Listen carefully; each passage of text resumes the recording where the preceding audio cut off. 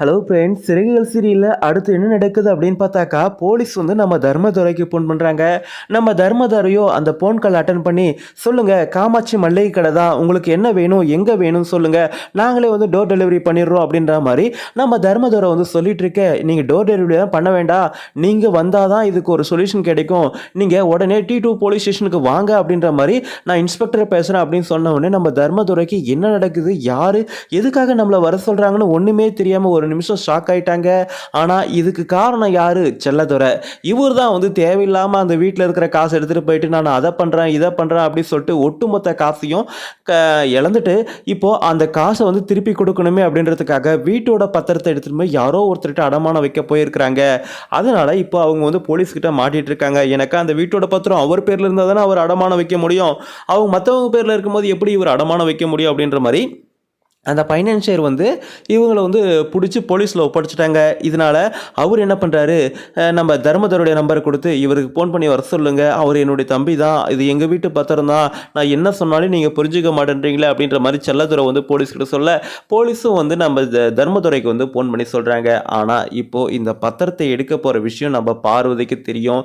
இதுக்கு முன்னாடியே ராஜதுரையை பற்றின விஷயங்களை வந்து நம்ம தர்மதுரை கிட்ட சொல்லும்போது அவர் வந்து ரொம்ப கோவப்பட்டார். அதே மாதிரி இந்த செல்லதுரையும் வந்து நம்ம அத்தை கிட்ட இருந்து சாவி எடுத்து அவர் பீரோவில் இருக்கிற அந்த வீட்டு பத்திரத்தை எடுத்துகிட்டு போனது நம்ம சொன்னால் மிகப்பெரிய பிரச்சனை வந்துடுமோ, இல்லை இதை வந்து நம்ம பொறுமையாக வந்து நம்ம தர்மதுரை மாமா கிட்ட சொல்லிக்கலாமோ அப்படின்னு நினைக்கிறதுக்குள்ள இது வந்து போலீஸுக்கு போயிடுச்சு.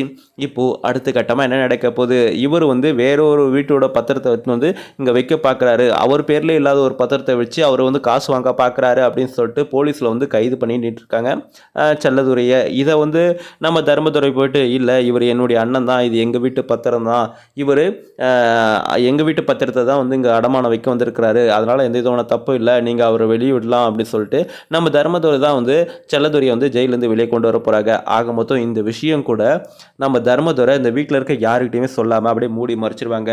உடனே அந்த செல்லதுரை, தம்பி தர்மதான், நீ இந்த விஷயத்தை வந்து யார்கிட்டையும் சொல்லிடாதடா, எனக்கு ரொம்ப அசிங்கமாக இருக்குது, அவமானமாக இருக்குது, அந்த காசெல்லாம் ஒட்டு மொத்தமும் இழந்துட்டேன், ஆனால் வீட்டில் இருக்கிறவங்களாம் அந்த காசை கொடு அப்படின்றாங்க. நான் உன் அண்ணிக்கிட்ட நகையை கூட கேட்டு பார்த்தேன், ஆனால் அவள் என்னடனாக்கா இது எங்கள் அம்மா வீட்டில் போட்ட நகை, நான் கொடுக்க மாட்டேன் அப்படின்னு சொல்லிட்டு அவள் வந்து ரொம்பவும் திமிராக பேசுகிறா. எனக்கு என்ன பண்ணுறதுன்னு தெரியல, எனக்கு யார் இருக்கா சொல்லு, உன்னை விட்டால் யார் இருக்கா சொல்லு அப்படின்ற மாதிரி நம்ம செல்லதுரை வந்து பேச, உடனே வந்து நம்ம தர்மதுரை ஐஸ் கட்டி மாதிரி அப்படியே உருகிடுறாரு. அண்ணே விடுனே, பார்த்துக்கலாம் விடுனே அப்படின்ற மாதிரி அந்த காசை வந்து தர்மதுரை தான் ரெடி பண்ணி கொடுக்க போகிறாரு. இந்த விஷயம்லாம் நம்ம பார்வதிக்கு தெரிஞ்சாலும் அவங்க வந்து நம்மளால் இந்த வீட்டில் எதுக்கு பிரச்சனை அப்படின்னு சொல்லிட்டு அமைதியாக இருக்கிறாங்க.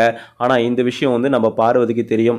அதாவது நம்ம தர்மதுரை இந்த செல்லதுரை மாட்டிக்கிட்டு அவரை காப்பாற்றி கூட்டிகிட்டு வந்தது, அந்த காசை வந்து நானே ரெடி பண்ணி கொடுக்குறேன் அப்படின்ற மாதிரிலாம் நம்ம தர்மதுரை சொன்ன விஷயம் எல்லாம் நம்ம பார்வதிக்கு தெரியும். கடைசியில் ஒரு காலத்தில் நம்ம பார்வதியே தர்மதுரையோட மனைவியாக வரும்போது தான் இது ஒரு பிரச்சனையாக இருக்கும். சரிங்க, இதுக்கப்புறம் என்ன நடக்க போது சொல்லிட்டு உங்களுக்கு எதன் கருத்து இருந்தால் கமெண்ட் பண்ணுங்கள். அதுக்கு முன்னாடி நம்ம சேனலுக்கு இப்போ தான் முதல் முறையாக வரைக்கும் சப்ஸ்கிரைப் பண்ணிக்கோங்க. தேங்க்ஸ் ஃபார் வாட்சிங். நன்றி, மீண்டும் நாளை சந்திப்போம்.